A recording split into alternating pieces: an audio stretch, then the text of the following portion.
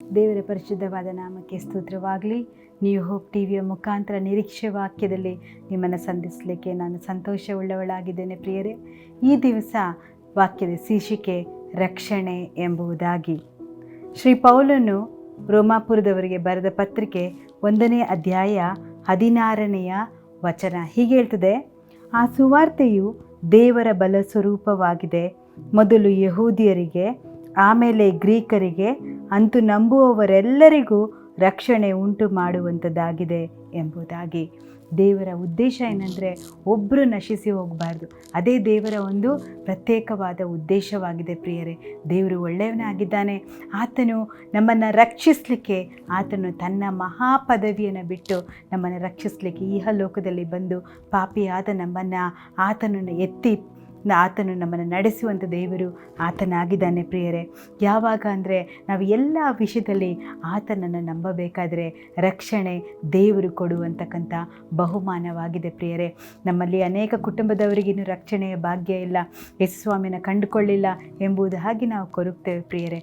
ಆದರೆ ಎಲ್ಲ ಸಂದರ್ಭದಲ್ಲಿಯೂ ಪಾಪಿಯನ್ನು ರಕ್ಷಿಸಲಿಕ್ಕೆ ಸ್ವಾಮಿ ಯಾವಾಗಲೂ ಸಿದ್ಧವಾಗಿದ್ದಾನೆ. ಅದಕ್ಕಾಗಿ ಸ್ತೋತ್ರ.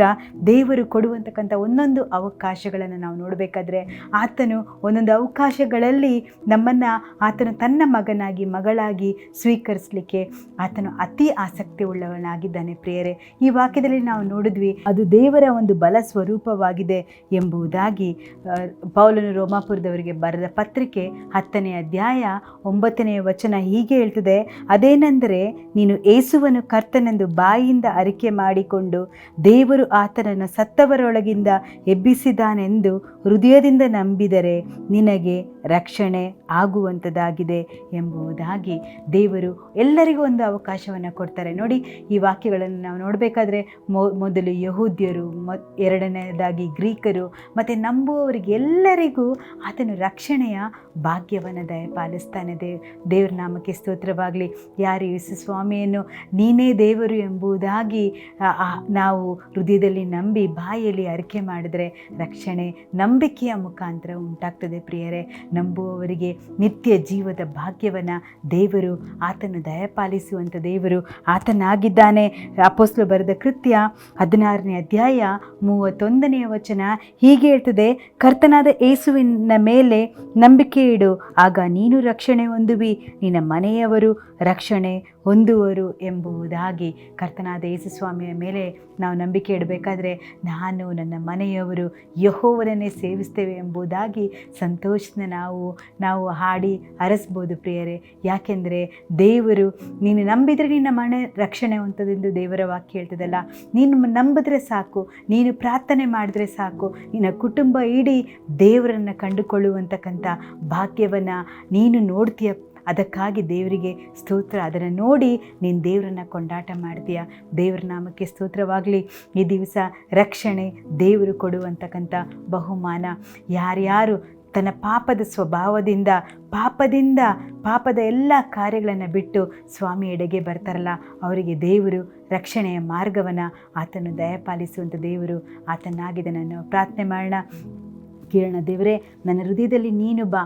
ನಾನು ಅನೇಕ ತಪ್ಪುಗಳನ್ನು ಪಾಪಗಳನ್ನು ಮಾಡಿದ್ದೇನೆ ಸ್ವಾಮಿ, ಆದರೂ ನನ್ನ ಪಾಪಗಳನ್ನು ಕ್ಷಮಿಸುವಂಥ ದೇವರು ಈ ಸಮಯದಲ್ಲಿ ಎಲ್ಲ ಪಾಪಗಳನ್ನು ನಾನು ನಿನ್ನ ಮುಂದೆ ಅರಿಕೆ ಮಾಡ್ತೇನೆ, ನನ್ನ ಹೃದಯದಲ್ಲಿ ಬಾ ಎಂಬುದಾಗಿ ನಾವು ಪ್ರಾರ್ಥನೆ ಮಾಡೋಣ ಪ್ರಿಯರೇ. ಯೇಸುವೇ, ನಿನಗೆ ಸ್ತೋತ್ರ ಸ್ವಾಮಿ. ಈ ಸಮಯದಲ್ಲಿ ನನ್ನ ಜೊತೆ ಯಾರ್ಯಾರು ಸೇರಿ ರಕ್ಷಣೆಗೋಸ್ಕರ ಪ್ರಾರ್ಥನೆ ಮಾಡ್ತಾ ಇದ್ದಾರೋ, ಯಾರ್ಯಾರು ನನ್ನ ಸ್ವಂತ ರಕ್ಷಕನಾಗಿ ಮನಪೂರ್ವಕವಾಗಿ ನಂಬಿ ಅರಿಕೆ ಮಾಡ್ತಾ ಇದ್ದಾರೋ ಸ್ವಾಮಿ, ಅವರ ಹೃದಯದಲ್ಲಿ ನೀನು ಬರುವಂಥ ದೇವರು ನೀನಾಗಿದೆಯಲ್ಲ ಕರ್ತನೆ. ಅವರಿಗೆ ನಿತ್ಯ ಜೀವಿತದ ಆಶ್ವಾಸನೆಯನ್ನು ಕೊಡುವಂಥ ದೇವರು ನೀನಾಗಿದೆಯಲ್ಲ ಕರ್ತನೆ. ಅದಕ್ಕಾಗಿ ಸ್ತೋತ್ರ. ಯಾವ್ಯಾವ ಕುಟುಂಬವೂ ಇನ್ನೂ ನನ್ನ ಕುಟುಂಬದಲ್ಲಿ ರಕ್ಷಣೆ ಇಲ್ಲ, ಇನ್ನೂ ನನ್ನ ಮಕ್ಕಳಿಗೆ ಒಂದು ರಕ್ಷಣೆಯ ಭಾಗ್ಯ ಇಲ್ಲ, ನನ್ನ ಗಂಡನಿಗೆ ಅಥವಾ ಹೆಂಡತಿಗೆ, ಕುಟುಂಬದವರೆಲ್ಲರಿಗೆ ರಕ್ಷಣೆ ಭಾಗ್ಯ ಇಲ್ಲ ಎಂಬುದಾಗಿ ಯಾವ್ಯಾರು ಅಪ್ಪ ಈ ಸಮಯದಲ್ಲಿ ನನ್ನ ಜೊತೆ ಪ್ರಾರ್ಥನೆ ಮಾಡ್ತಾ ಇದ್ದಾರೋ ಸ್ವಾಮಿ, ದೇವರೇ, ನಿನ್ನ ವಾಕ್ಯ ಹೇಳ್ತದಲ್ಲ ಸ್ವಾಮಿ, ನೀನು ನಂಬಿದರೆ ನಿನ್ನ ಮನೆಯವರು ರಕ್ಷಣೆ ಹೊಂದುತ್ತಾರೆ ಎಂದು ದೇವರೇ ಆ ವಾಕ್ಯದ ಮುಖಾಂತರ ಕರ್ತನೆ ರಕ್ಷಣೆಯ ಭಾಗ್ಯವನ್ನು ಅವರಿಗೆ ದಯಪಾಲಿಸಿಕೊಡು ಸ್ವಾಮಿ. ಪಾಪಕ್ಕೆ ಬೆನ್ನು ಹಾಕಿ ಶಿಲುಬೆಯ ಮುಂದೆ ಶಿಲುಬೆಗೋಸ್ಕರ ತನ್ನ ಜೀವಿತವನ್ನು ಅರ್ಪಿಸಿಕೊಡುವಂತಕ್ಕಂಥ ಜೀವಿತಗಳಾಗಿ ಮಾರ್ಪಡಿಸು. ಯಾಕೆಂದರೆ ದೇವರೇ ನೀನು ಅವರನ್ನು ಪ್ರೀತಿಸ್ತೀಯ ದೇವರೇ, ಅದಕ್ಕಾಗಿ ಸ್ತೋತ್ರ. ಘನಮಾನ ಸ್ತುತಿ ನೀನೊಬ್ಬನಿಗೆ ಸಲ್ಲಲಿ. ಯೇಸುವಿನ ಹೆಸರಲ್ಲಿ ಬೇಡಿದ್ದೇವೆ ತಂದೆಯೇ, ಆಮೇನ್ ಆಮೇನ್.